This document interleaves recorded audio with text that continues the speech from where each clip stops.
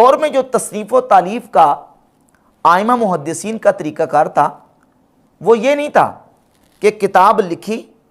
اور کتاب کو لکھنے کے بعد پریس پہ دیا اور کتاب چھپ کے آگے پوری دنیا میں پھیل گئی۔ ہوتا یہ تھا کہ آئمہ محدثین احادیث کو بیان کرتے تھے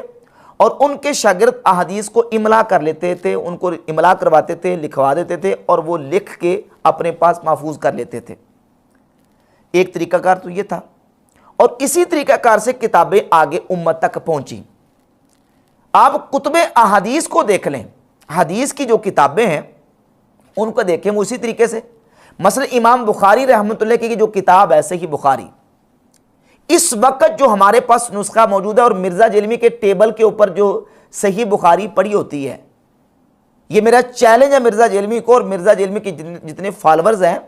مرزا جیلمی سے وہ کہیں کہ امام بخاری رحمۃ اللہ کی وہ کتاب لے کے آؤ جو امام بخاری نے اپنے ہاتھ سے لکھی ہے۔ یہ جو ٹیبل میں مرزا جیلمی کا نسخہ پڑا ہوا ہے یہ امام بخاری کے ہاتھ کا لکھا ہوا نہیں ہے، یہ امام بخاری کے شاگرد نے لکھا ہے جن کا نام ہے محمد بن یوسف بن مطر الفربری، جو فوت ہوئے ہیں 320 ہجری میں۔ یہ امام بخاری کے شاگرد نے کتاب لکھی ہے صحیح بخاری، اور یہ نسخہ ان کے ہاتھ کا لکھا ہوا، امام بخاری کے ہاتھ کا لکھا ہوا نہیں ہے۔ تو کیا اس کا مطلب یہ کہ یہ امام بخاری کی کتاب ہی نہیں ہے؟ اگر یہی طریقہ کار ہے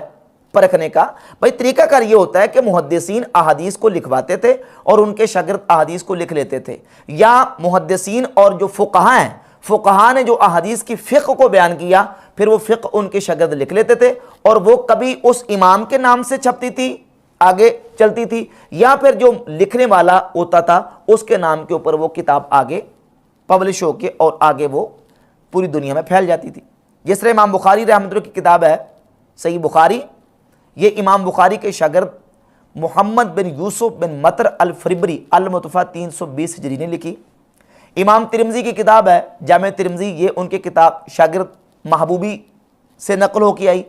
امام ابو داؤد کی جو کتاب ہے سنن ابی داؤد، ان کے تقریباً 35 کے قریب شاگردوں نے اس کتاب کو لکھا، جن میں سے مشہور 3 نسخے ہیں، نسخہ ابن داسہ، نسخہ ابن العرابی اور نسخہ لؤلؤی، یہ 3 نسخے مشہور ہیں۔ امام نسائی رحمۃ اللہ کی کتاب سنن نسائی، یہ ان کے شاگرد ابو بکر ابن سنی نے لکھی اور یہ لکھ کے پوری دنیا میں کتاب کو پھیلایا۔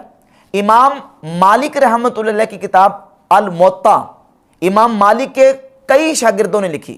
جن میں سے ایک شاگرد امام محمد بن حسن شیبانی جو کہ امام ابو حنیفہ کے بھی شاگرد ہیں، انہوں نے موطا کے ایک نسخے کو لکھا، اور اس کے علاوہ دیگر نسخے جو ہے نا وہ لکھے گئے۔ اور جہاں تک میں نے کہا کہ یہ جو صحیح بخاری کا اس وقت ہمارے پاس نسخہ موجود ہے یہ امام بخاری کے ہاتھ کا لکھا ہوا نہیں ہے، تو اس کے اوپر میں آپ کے سامنے ثبوت پیش کرتا ہوں صحیح بخاری ہی سے۔ یہ صحیح بخاری ہے اور صحیح بخاری میں حدیث نمبر 2475 ہے، 2475 نمبر حدیث آپ نکال لیں۔ 2475 نمبر حدیث کے متن کے اندر یہ الفاظ موجود ہیں، قال الفربری، فربری نے کہا۔ یہ فربری کون ہے؟ یہ امام بخاری کے وہ شاگرد ہیں جنہوں نے صحیح بخاری لکھی ہے، یہ 320 ہجری میں فوت ہوئے۔ وہ کہتے ہیں وجدت بخط ابی جعفر، میں نے ابو جعفر یعنی امام بخاری کے جو وراق اور کاتب منشی تھے ان کے خط میں لکھا ہوا پایا،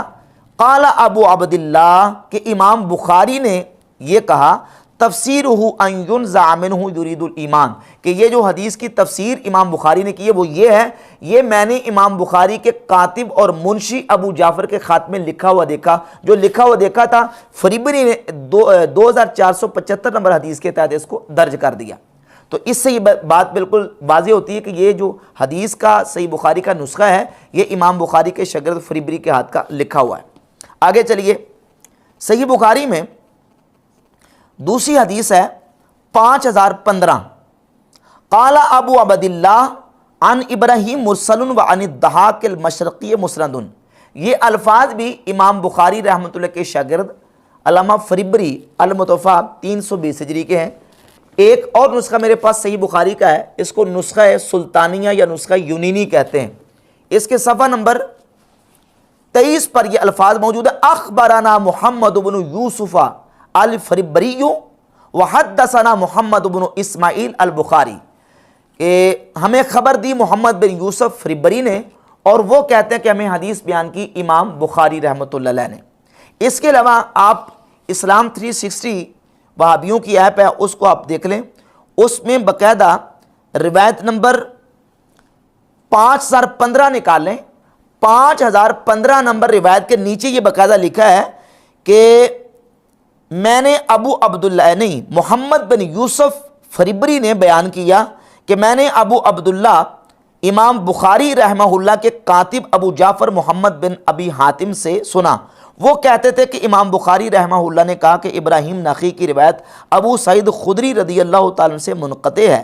تو یہ ساری جو عبارت ہے یہ باقاعدہ اسلام 360 ایپ میں 5015 نمبر روایت کے تحت اس نے یہ نقل کی ہے۔ تو ان تمام حوالہ جات سے یہ بات ثابت ہوتی ہے کہ یہ جو صحیح بخاری کا اس وقت نسخہ ہے یہ امام بخاری کے ہاتھ کا لکھا ہوا نہیں ہے، ان کے شاگرد محمد بن یوسف بن مطرح الفریبری کا ہے۔ تو اس انداز سے محدثین اور فقہاء وہ اپنے شاگردوں کو کتابیں لکھواتے تھے اور ان کے شاگرد کتابیں لکھ کے